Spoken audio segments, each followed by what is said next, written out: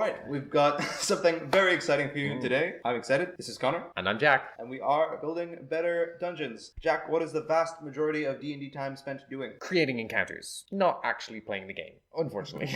What are encounters, Jack? When your party wants to go have a big old fight and stretch all their magical muscles or just muscular muscles, you're going to need to have some monster for them to fight, some bad guy. Now, there is a manual or two of those you can buy. The monster manual proper only has 130 monsters. And that might seem like a lot, but if you're used to running the game, you know that not all those monsters are applicable for every party composition, every stage of the game, every scenario you can conjure up. 130 doesn't go as far as you might like, and a couple of them are real stinkers you wouldn't use anyway. There are a bunch of supplemental books you can buy. All the official content stretched out together, you've got about 1,000 monsters. But even then, you could always use more monsters. What if you could have maybe 10 times more monsters? 10,889 in particular. What a specific number, Connor. What we have done is we've created a simple framework that you can use to create monsters at any CR for any party composition, any number of players. Where is it from, Jack? From does it use where? Its source? Well, I don't know. I feel like the viewers are to be able to guess it by this stage. We're going to pull our monsters from the Magic the Gathering trading card game. Boop, boop. If you are familiar with Magic, you already know exactly where we're going with this. And if you aren't, you're about to be introduced to a veritable treasure trove of excellent DM ideas. Each Magic the Gathering card isn't just a lovely picture and a title and some text. It's these three elements working in concert together to evoke a particular image in your mind. Each one is supposed to speak to you, and that's what it's designed for. The actual game is pretty secondary to Magic the Gathering. The whole point from Mark Rosewater, the designer's point of view, is you open a pack of Magic the Gathering and you look at the cards, and each one tells you an interesting story. Each one latches into your mind, plants a seed there. And we have a simple system that should hopefully help you to painlessly create monsters to capitalize on this seed. If you own any Magic the Gathering cards, you can just use them. This is actually a great way to... We'll probably actually just put him up digitally. This guy is Scrounger of Souls, and he just speaks to me. I don't know why. I think I'm going to ask him to marry me in a little while. He's just so evocative. I love the way that he looks. I love the way that he's positioned in space. I love the little flavor text here. Yell for help, and that may answer. It's just a really interesting little idea that captures my imagination. And as a DM, these little things that capture your imagination, you can stretch them for a pretty long way. It's much more fun having a fight with a monster that you've fallen in love with and you're totally happy to run than trying to pull a monster out of a manual that somebody else wrote. And in particular, this system will help you to create monsters for any particular situation. What are the monsters that we are looking at today? What do they all have in common? I know this. Trick question. So we're actually going to be looking at a bunch of monsters from the newest Magic the Gathering set, Ikoria. Ikoria is a great set for putting into Dungeons & Dragons because it already rolls with Dungeons & Dragons really well. The whole point of the set is that there's a bunch of humans having a bunch of fights with a bunch of monsters. I don't think there's anything in the world that sounds more Dungeons & Dragons than that. The focus of Ikoria is really on these monsters, making them interesting, making them pop, and that means that there's just a bunch of really evocative stuff to work with. What are we going to start off on, Jack? So we're going to start off by looking at a cute little wee bugger, the Boot Nipper. We actually have really different opinions on this. Jack, I think the first thing he said when he saw this card was, that guy's cute.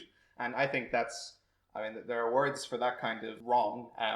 It's a bit sick. But I do look at Boot Nipper and I see this hideous little carnivore in a swampy environment. It does get my DM brain a-rolling. I think that in the monster manual, if your players are trudging through a swamp, there's a couple of things that they could be encountering. They could encounter a den of snakes or a bunch of crocodiles, for instance. Both of those things are things you can find in the monster manual. But it doesn't seem real. I don't know if your players take it seriously when they fight 6 pythons. That's hard to imagine. The snakes cooperating in that way. It's a little bizarre. There's also kind of a weird vibe about zoo animals found in the wild. But the Boot Nipper, well, that's something you can really imagine, this horrible little crime against nature. It's pretty evocative. We're going to walk you through now. We have a link in the description that will take you to a source for this. The actual system that we've created for translating this little bugger into a ready-to-go D&D monster. So you're going to need to decide what CR or challenge rating you'd like your monster to be. I'm thinking my players, I have 4 level 5 players. What CR means, by the way, is that a CR1 creature is an even challenge for 4 level 1 players. It'll probably be a bit tricky for 3 of them, and it'll be a bit easy for 5 of them. but around 4 of them should be, not too difficult, not too hard. Players should get on just fine. I don't want one Boot Nipper in particular. That's not the image that the card evoked to me. So I don't want a CR5 Boot Nipper. I think I want my party to encounter about 10 CR1 Boot Nipper. I want these things to show up in a horrible swarm and really set the tone for what traveling in the wilderness is going to be like in this area that the party's in. I have the boy here on my phone. You go to CR1 and you have a look at the table. Like, this table shows you the stats for the average monster.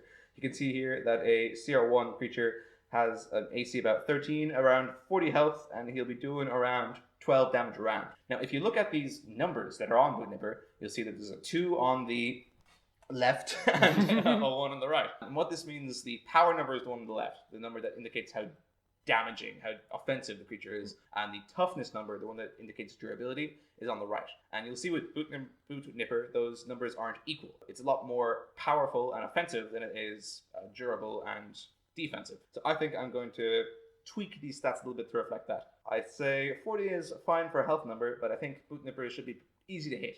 They're not very armored, they're not very evasive, they don't look particularly dexterous. So they're small and squishy. They're basically squirrels with bigger teeth. Yeah, just terrible squirrels. I'm going to say AC 13, we'll bump it down to 11. Even when your party rolls poorly, they're still going to probably hit the Boot Nipper. The challenge shouldn't be hitting the Boot Nipper, the challenge should be hitting enough of them hard enough. And we're going to up the damage that it does every round from 12, I'm going to say all the way to like 16. Most monsters in the monster manual have damage dice you can roll to get to these numbers. I think it's totally fine if you have if you're just rolling in your Boot Nipper here, it's going to do about 16 damage a round. I'd say you could just have it make 2 attacks a turn, and each of those attacks will do 8 damage. You can just say that it does 8 damage. Or if you really want, you can reverse engineer the dice, where the average of the dice, so that when you roll them, will be about 8.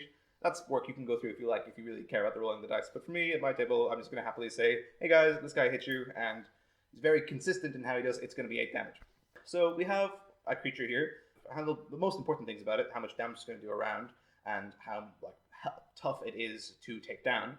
But it's not all of it, because Boot Nipper has text. What text does it have, Jack? Boot Nipper, like a lot of the cards in Ikoria, have counters with ability keywords on them. Ability keywords. In Magic the Gathering, there are a bunch of different effects that cards can have, and some of these effects come up super often, so they decided to make them into keywords. Stuff like Lifelink and Death Touch in Boot Nipper's case. So when Boot Nipper enters the battlefield, you put a counter on him, and he gets one of these effects. So what that means for a D&D monster is different Boot Nippers are going to have different effects. Some of the Boot Nippers are going to have Lifelink, and some of the Boot Nippers are going to have Death Touch. Looking at our table, which I don't have on a phone right now, we can see that we've translated these ability keywords into effects in Dungeons & Dragons. If your Boot Nipper has Lifelink, what that means is that he's got access to a cool little bonus action. He can use that bonus action to put himself into a state where he's going to get some life back based on how much damage he does on his next attack. This Boot Nipper is pretty durable. He can be taken out in 1 hit, but if the party are trying to whittle his health down with a couple different attacks, he can get some of that life back, stay in the game. And the other effect that Boot Nipper could have is Death Touch. And Death Touch, what we decided to translate into here, is the first time that the Boot Nipper is hit, it's going to do a little bit of splash damage back to whatever hit it was in melee range, and then it's going to have that effect until the beginning of its next turn. A swarm of these things is really pretty nasty. Your party are going to want to try to eliminate them all as quickly as possible, because they try to use a more prolonged combat. The ones with lifelink are going to really drag that out and make it very unpleasant. But any mass AoE is going to cause a lot of Death Touch triggers to proc off and do a lot of little instances of damage. You have a pretty interesting encounter here, and there's also a little bit of tension with Boot Nipper. The party will realize that some of them can do one thing and others can do another, but it might not be clear to them that each can't do both. You might be able to make it clear in the narration, perhaps the lifelink one is a little bit physiologically different to the Death Touch one, and that's something that the players could figure out. And either way, it's a deeply evocative encounter where you have 10 of these guys and the players aren't quite sure. Once they realize that there's 2 different effects, is there a third? Who knows? Your ranger might want to make some intelligence or survival check to maybe figure out which of the Boot Nippers they're fighting, a Lifelink one or a Death Touch one. And on the spot, you can just say, oh, cool. Well, the Lifelink ones actually have these yellow spines on their back. That's a cool thing that you get to notice, Ranger. This is one of those things where when you're actually running this monster, we are now done. We've decided it's going to do about 16 damage a round. It's going to have around 40 HP. It'll have AC 11. You can check the table to see what's its hit bonus and other small ancillary stuff like that. And so you have this already pretty minimal work, you have a pretty interesting encounter for your players. As you see with Bootnipper, we haven't talked about, where you're going to find Bootnipper. You're going to find him in a swamp, or you're going to find him in the mountains. What languages does the Bootnipper speak? There are a lot of these effects that show up in the monster manual that aren't necessary all the time when you're actually running the combat encounter. The term coined for these kind of monsters are action-oriented monsters. Monsters that exist knowing full well that they're only going to be alive for maybe 3 rounds of combat. And after that, it doesn't matter what languages they speak, what senses they have. So long as they're there to entertain your players and to entertain you whilst playing them, that's all they really need. We're maximizing easy to run and fun to play and play against here. You can create the ecological or background details if and when you need them, but it doesn't come up with the vast majority of monsters, so we don't think you need to spend too much of your time worrying about that. So what is the next monster on our list to showcase more and more how we can use this framework? So the next monster we're going to look at is the Dreamtail Heron, and we chose this monster particularly for 2 reasons. One, it has gorgeous art. This is definitely my favorite boy. He's just very, very evocative. He's come directly out of my dreams, personally. It calls out this wonderful feeling of freedom and also power and grace. The premier mechanic from Ikoria was Mutate, where creatures can give a little bit of something to their allies on the battlefield. The creature that we're going to talk about as a framework for how you can use Mutate in your monsters that you'll be making with this system is Dreamtail Heron. Tell me about the Heron, Jack. So the Heron is an absolutely gorgeous card looking at it first. It's just a beautiful... It's got heron, dreams, and tails. I don't know what else. I actually love birds. I've just realized this right now. I think all my favorite animals are birds. So the Heron actually has the Mutate mechanic. And like the Bootnipper, it also has a ability keyword. So we're just going to walk through how we build that creature. We're going to start off. How do you want your players to encounter the Dreamtail Heron? Do you want them to encounter one sort of, majestic lone ranger on his own out against the world that's going to be a fair challenge on his own? Or maybe, how we decided to take a look at it, is your party of level 6 adventurers are going to encounter 3 or 4 of them. So we're going to bring that down to maybe CR1 or 2. You can check up the entry in the table to see what stats you should use for that. And looking at the card, the Heron is a 3/4, 3 power, 4 toughness. So he's going to be a little bit healthier than he is angry and damagey. Maybe drop the damage numbers by a little bit, or increase the health or AC slightly to sort of account for this. Then we're going to apply the flying keyword. And how we've decided to emulate the flying effect in the game is by saying this creature has a flying speed equal to its movement speed, but it gets a little extra special thing. It's immune to opportunity attacks unless it's already attacked this turn. In Magic the Gathering, what flying means is creatures fly over your opponent's defenses and hit them in the head, basically. So how we've represented that in Dungeons & Dragons is the Dreamtail Heron is free to fly up and escape away from the Barbarian and the Fighter and the Paladin to hone in on the backline and aim for your, squishy mage. Yeah, wizard, sorcerer, I mean, those delightful little rogues. Flying is the least interesting thing about Dreamtail Heron. What's Mutate, Jack? How are we doing Mutate here? Mutate is the new and unique mechanic for Ikoria. How we've decided to represent this in the game is to bring it back and make it a little simpler. The Dreamtail Heron can cause a mutation in another creature. Dreamtail Heron says, when this creature mutates, draw a card. Drawing a card in the game means something, sure, but for us, drawing a card means gaining inspiration. It means getting advantage on your next attack. It's a little bit of incremental advantage.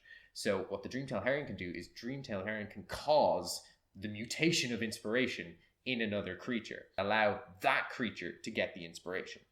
The thing we particularly like about this for the Heron is that you can imagine a combat pretty easily where there are some creatures on the ground that are fighting with the Heron against your players, and the Herons are just sailing above, looking beautiful and pompous in the air, giving their peons on the ground inspiration. And when those ground peons inevitably fall, the Herons will be ready to swoop in, free of any attacks of opportunity, to start clawing at your hopefully weakened back line. That's how Mutate is going to work in the general sense. If a creature has a Mutate ability, it'll say something along the lines of, Mutate, do something.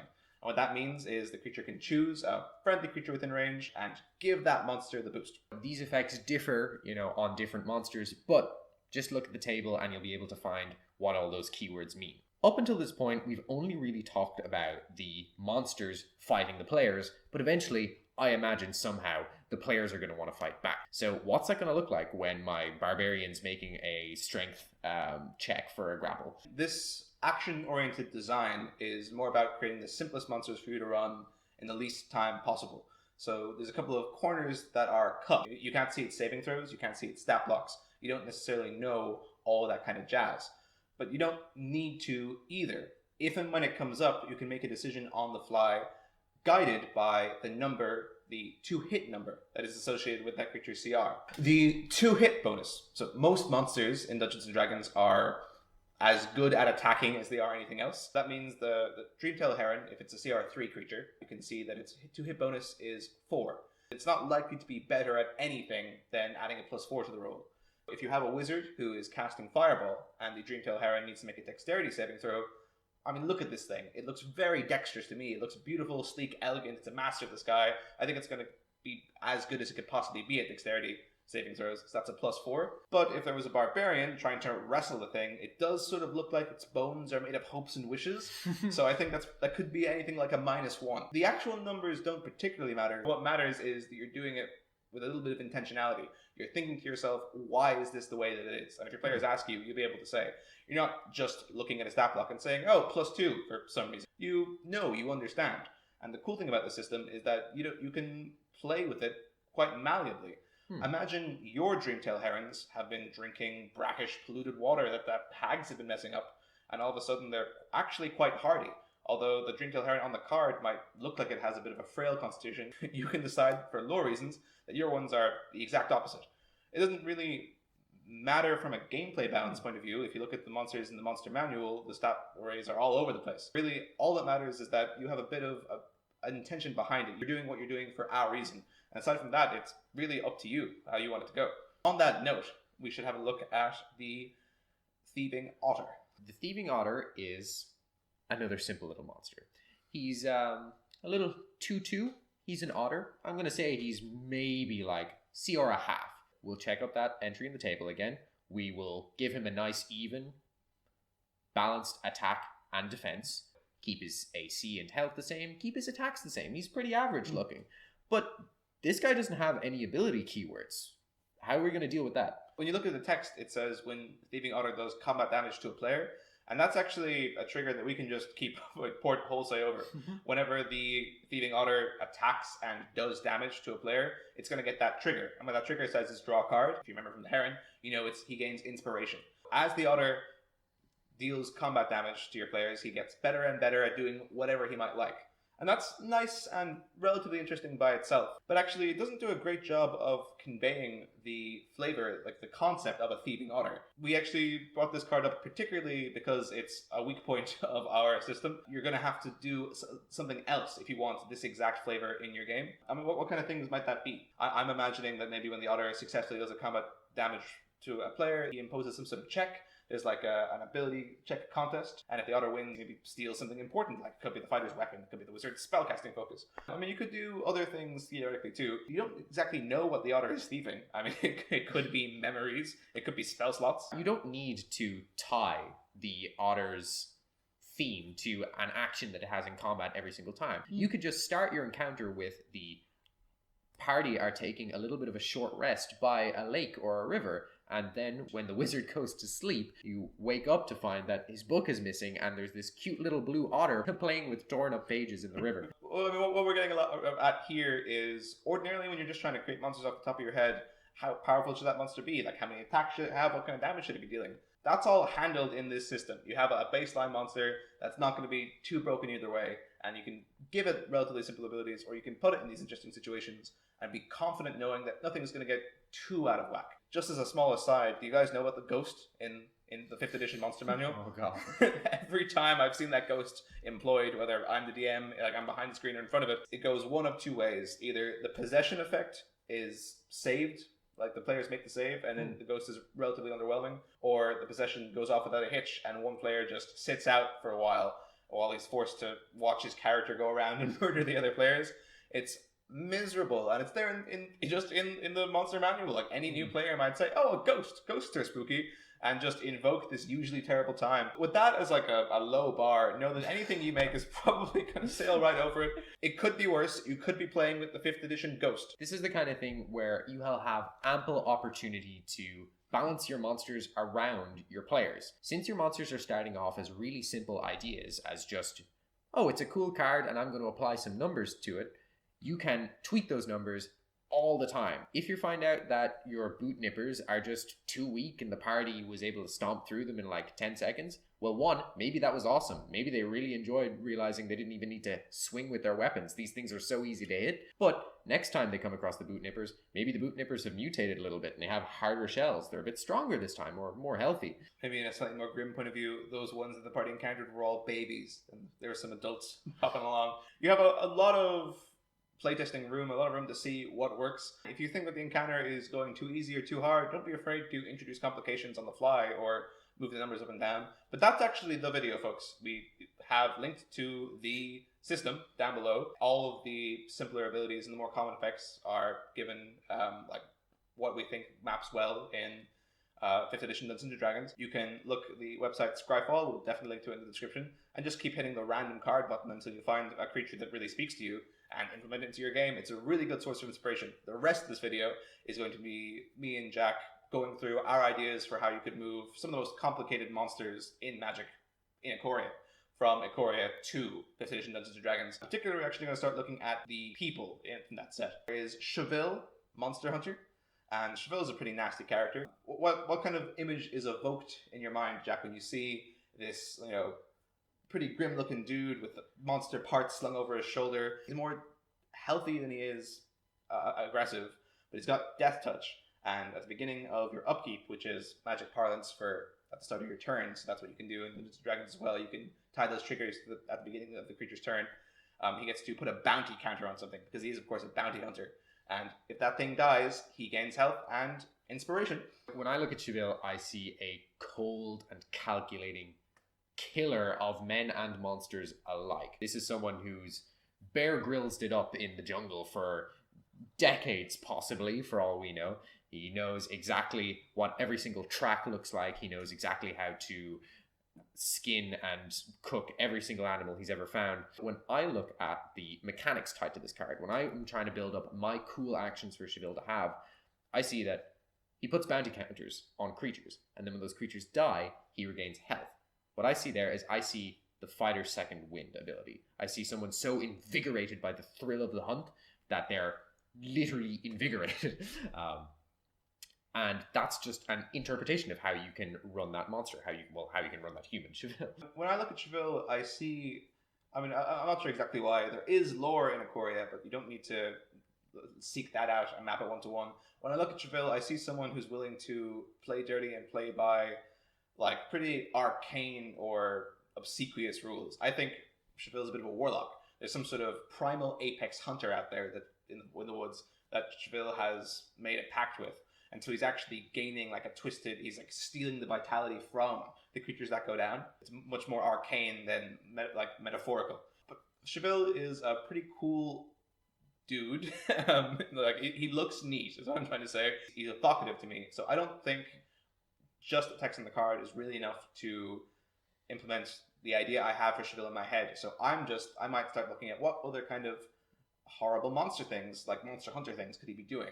I'd say ball bearings, are like little steel ball bearings, are a good shout for like a no good hunter with like a bunch of tricks up his sleeve to be using. You could have a bunch of oily ball bearings he tosses out as just a bonus action, or maybe even a reaction, or just something he gets to do on his turn, and that creates this interesting field terrain obstacle for your players to mess around with. Is there anything that off the top of your head you would do for Cheville, Jack? How would you really portray what you think of him as a Magic the Gathering card into D&D? What kind of concept does that spring into your head? How would you put it into the game?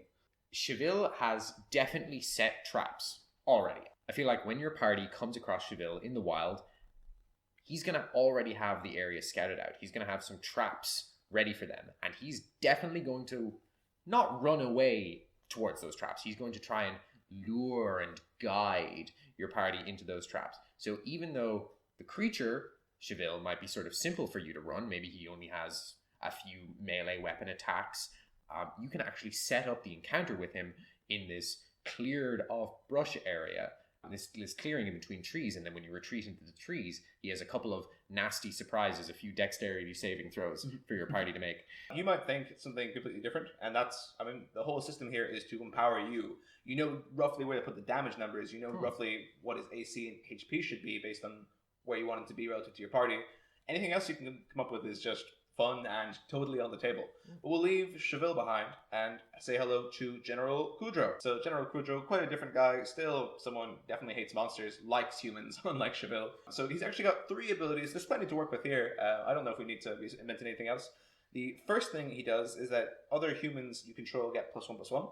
They're more powerful and more durable. So I think that's pretty simple. I think General Kudro could have a bonus action where he points out, like, maybe 1, maybe more, depending on how powerful you want him to be, humans that he's working with, and they become more powerful. Maybe they get like advantage on attacks, or probably they get a little bit extra damage dice, or maybe you get up their critical hit range, whatever you like, really, whatever strikes you as the most exciting. And he also makes them more durable, so maybe it's a little bit of an AC bonus, maybe it's extra temporary HP that they get to roll. Again, whatever floats your boat. What rocks with your mental image of a general emboldening and empowering his troops. General Kudro's second ability is that whenever he or one of his compatriots, a fellow human, enters the battlefield, he gets to exile a creature from a graveyard. Now, this is a space that works a little worse in D&D than Magic the Gathering. It's not a clean cut at all, is it? In Magic the Gathering, the graveyard is a sort of permanent place on the field where monsters go when they die, and certain decks are able to resurrect monsters from the graveyard. So exiling cards from your opponent's graveyard can deny them those necromantic resurrections. What does that mean for our Dungeons and Dragons, Kudro? What can we do with that? So that's kind of open to a couple of different interpretations. The look I thought for Kudro is he's very menacing, he's very imposing. He looks like cold-blooded, calculating. I think everyone's cold-blooded and calculating, actually, now that I've said it. Well, when they have black in their color identity, it helps. He's very menacing, he's very intense, and the idea I thought up for him is your opponents aren't allowed to use their graveyard. There's no resurrections. There's no coming back from the dead. I thought Kudro has a very special blade. There's a lot of magical crystals on Ikoria that have some different effects. I thought Kudro's been out in the field. He's after mining one of these crystals and refining it into a dagger, known as the Slitherblade Cutter or something like that. We'll edit in some lovely name on top of that. But if your party members get attacked by this blade, that's it for them. There's no saving throws. There's no resurrection. There's no possibility of them getting back up. They're not downed. They're dead. And I think that can add a lot of intensity to a battle, especially when you're coming up against, Kudro. He's the general. He's the leader of the army in this city. You don't want to mess with him because you could end up dead. I don't know if I would go that far myself. I guess I'm a different kind of DM. I'm a DM who would like his players to have some modicum of fun. That's fine if you tell your players in advance that there's a dagger that's really going to mess them up. I think just hitting them with, oh no, that resurrection doesn't work, your soul's obliterated, your character doesn't even get to enjoy an afterlife, is a bit intense. So what I think this preventing monsters from going to the graveyard is all about, I think that's actually getting across that Kudro is a man who likes to take prisoners. He doesn't waste anyone by killing them. I mean, who knows, in Ikoria, they might come back after they die. He'd much rather capture. He'd much rather gain control of even your party members, even fellow humans. When your party's going up against Kudro, he would much rather take them alive to use them as a resource later. And what that's going to look like is if he manages to down a party member, he has a free reaction to that, where he tells one of his men to go get that one. And what that means is the person gets a free bit of movement, goes over to your party member, stabilizes them, and begins to start the kidnapping. So the stabilizing is really important because if he's taking the party member away, you don't want that person to die without the aid of their allies. But it's not totally upside because, I mean, if the person was rolling their own death saving throws, they could roll a 20 and get up by themselves. Stabilizing means that that's definitely not going to happen. So Kudro, he does a kindness really, but it's very controlled. And who knows where he's dragging those players off to. And if he does manage to successfully kidnap them, well, that's an interesting thought. Okay, you know exactly what your players are going to do next. Kudro does have one last ability, though, which is sacrifice 2 humans, destroy a creature with power 4 or greater. That's a little bit interesting. There's a lot tied up in that, but the first thing that comes to my mind is, well, you've got peons. Everyone has henchmen, especially Kudro. He's the general. There's so many soldiers at his beck and call, and he's such an inspiring leader that if he tells someone to go to their death, those guys simply ask, how fast and where do I run? He directs 2 of his soldiers, you're going to make the best damn strike of your life, and they're going to run up and they're going to jump up on a big monster. And it has to be a big monster because the monster has to have power 4 or more. So they're able to jump up on that monster's back, or they're able to run and try and glide into that monster. Either way, they're making some utterly suicidal attack against your players. What this means is they're going to run on your sword. They're going to totally try and get up in front of your druid and hope to just dodge the thunder wave. I think that when I'm running monsters, I like it to be a little bit. I mean, that just seems like a tiny bit of work, like creating an extra ability, like working out what's a good amount of burst damage. I mean, I don't want any of that hassle. I'm incredibly lazy. I'm a lazy DM. So what I'm trying to do is, what is this trying to communicate about Kudro, this ability? It's trying to say he's pretty mercenary and he's willing to use his men as expendable resources if that's what it takes. So I think he just convinces them to attack recklessly. I would use the barbarian feature, reckless attack. He's able to command men in his presence to attack with advantage, but any attacks against them have advantage as well. And this has a couple of good upsides. A, it really communicates Kudro's character in terms of the players are going to understand. It's a nice piece of character building in the fight when he commands them to give it all you've got, pay no heed for the fence, and they come in swinging. And it's also fun for your players because attacking with advantage is pretty good. They're going to be able to hit all those men once they've attacked recklessly, and that's a good feeling for your players to have too. But yeah, there was tons on Kudro. I don't think he needs anything else. I mean, if you're going against like a level 16 party, you probably need him to have another little action or two. The person who actually designed the action-oriented monster framework, Matt Colville, I think we'll have linked to his video in the little title card at the beginning, has the idea of villain actions, which are special actions you give your monsters at the beginning of each round. You have one for the first round, you have one for the second round, you have one for the third round. And if your players are at high enough level, then this is a pretty interesting thing you could introduce. He actually has a goblin boss that I think you could take a lot of ideas for General Kudro. But this video isn't really just about people. We want to get to some of the headlining monsters of Ikoria. Ikoria has 5 incredibly special monsters, apexes, who are the best at what they do, all of them being ageless and immortal monsters who have evaded any hunter so far. And we're going to look at 2 of them today. So we're going to start off by taking a look at Vadrok, who is a boy.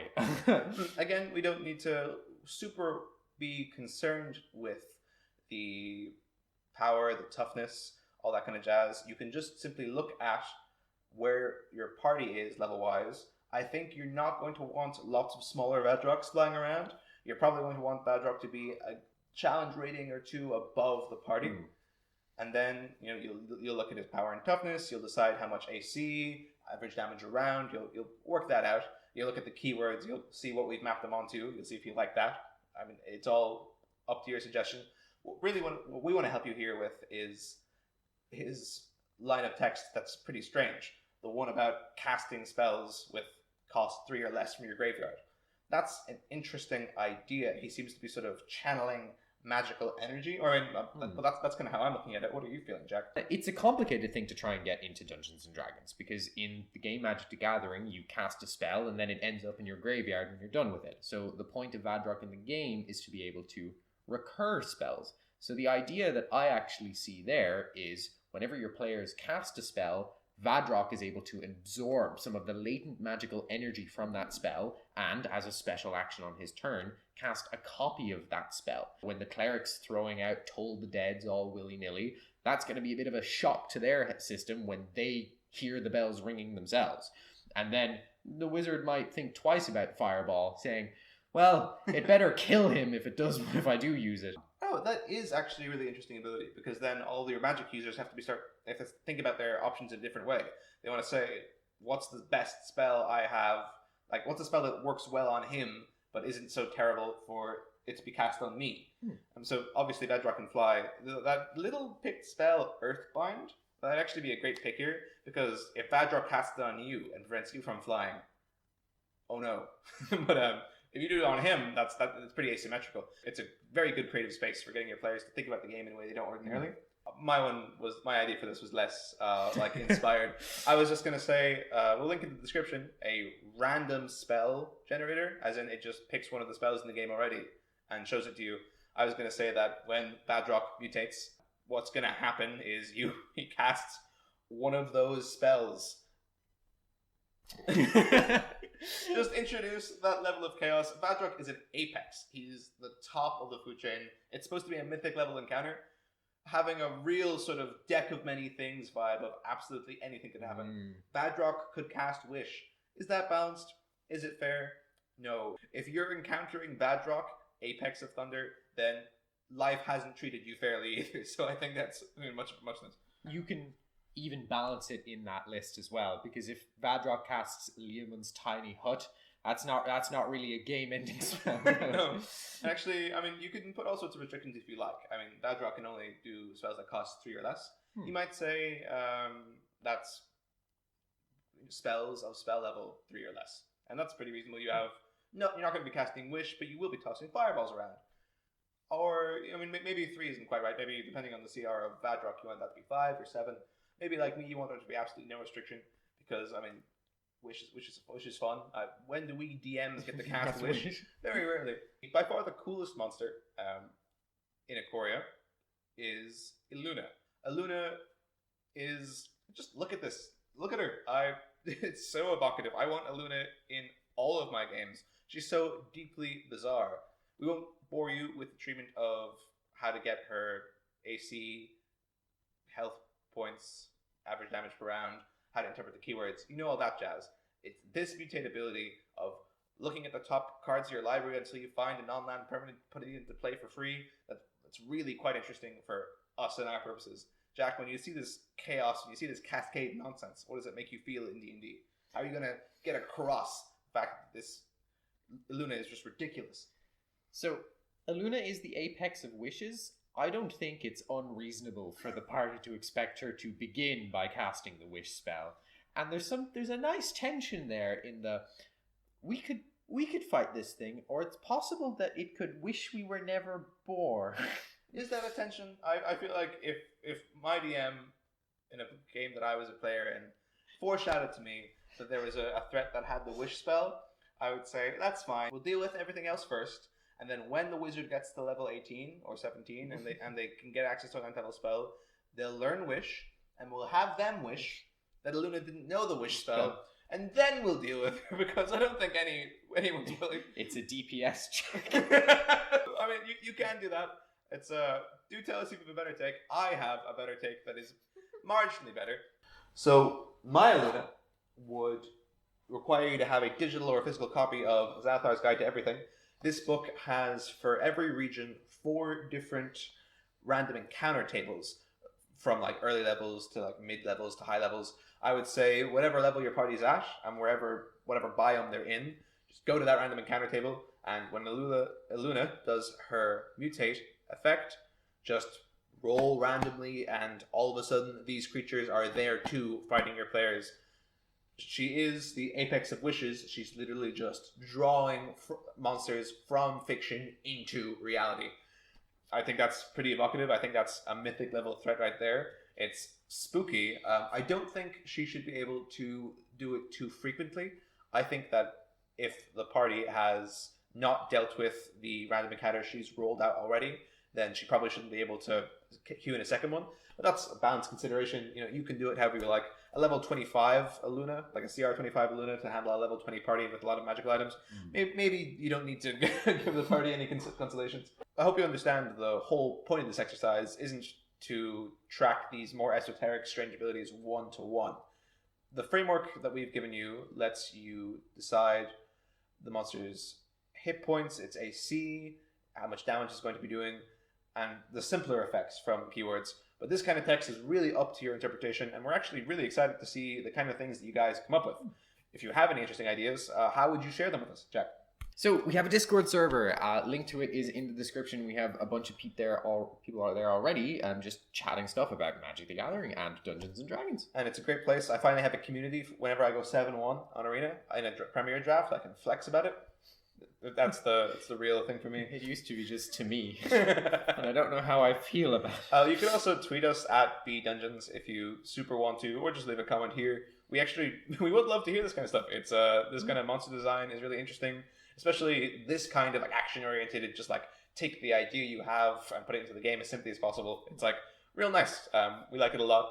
In the general sense, if you've watched it this far, thanks. We hope you found the situation useful. We hope you. If you use the system in your games, please do tell us. We would love to know. We've put a lot of thought into it, but it hasn't got too much playtesting yet. the game that I'm running is currently on hiatus, and Jack's actually never run a game. Shock. Horror. I actually have run a game once, but with the ghost, unfortunately. All right. Yeah. Thank you so much for watching. We hope that you liked the video in the abstract sense, not necessarily in the algorithm feeding viewing sense. If you do enjoy our content and you haven't already subscribed, please do. If you have subscribed, please do check out our Discord. There's a lot of really cool people there. I won't name any, that might be weird. But yeah, we really appreciate all the positive buzz that's going around. Especially you, r/Matt Copel. This whole video is really for you, so we hope you enjoy it. And yeah, that's going to be us. I've been Connor. And I'm still Jack. And this, I don't know.